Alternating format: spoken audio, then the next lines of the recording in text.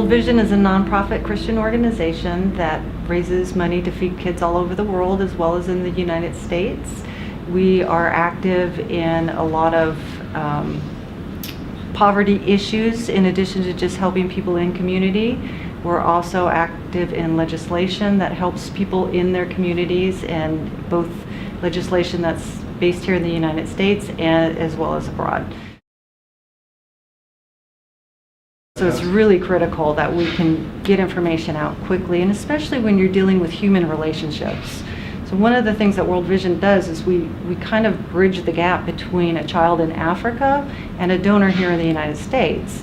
Well, there's a lot of information around that child in Africa, a lot of information around the donor in the United States and what they're interested in. We need to be able to sustain that communication. So if something happens to a child that we're facilitating a relationship with, we need to be able to get you that information. Otherwise, the relationship really doesn't work well.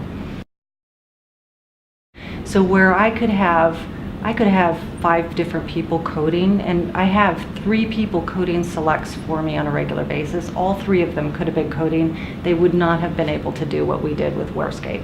It generated all the metadata, it generated all of the code, basically took one person and turned them into 10 people for me. Because Warescape allows us to code all of our business rules, enterprise business rules, into our dimensional models. They don't have to do that time over time, and they're starting to actually see the distinction between what's specific to a deliverable, what's specific to a business area, and what's enterprise-wide, which actually helps us to follow our data flows across the businesses we're trying to solve problems later. Because we can start out small. If it doesn't work, we can redo it. And we don't have to invest a lot of time and effort up front trying to plan it out and figure out. We all want to, because it's just the way we're wired, but we resist it. We just start building in the code. People are loving it because coders don't like to document anyway. This allows you to iterate through things, almost prototyping, until you reach what your desired result is. But the difference is you don't have to replace your prototype with the product. You just did it. I like the enthusiasm on the team. So one of the things that having the product has done is kind of taken us off of the rabbit trail, if you will, where you get to feel like there's nothing you can do to improve your world anymore. You're just running and running and running, and there's no stopping. And if you stop, in our world, people die. So Warescape, for my team, brought hope back to our team.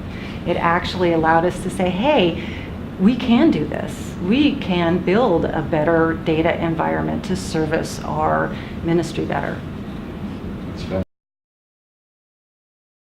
What we're really looking at doing is preparing our environment for a CRM product that will put more of, if we can organize the data in our database, in our repository, so that it can be served up in pickable components, then I can hand over some of that directly to my marketers.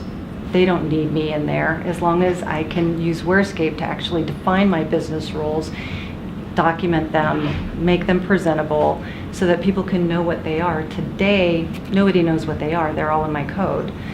And that allows me to then put the power of making those choices into the business's hands. I need to be able to do that in order for us to successfully implement any of the CRM marketing applications we've looked at.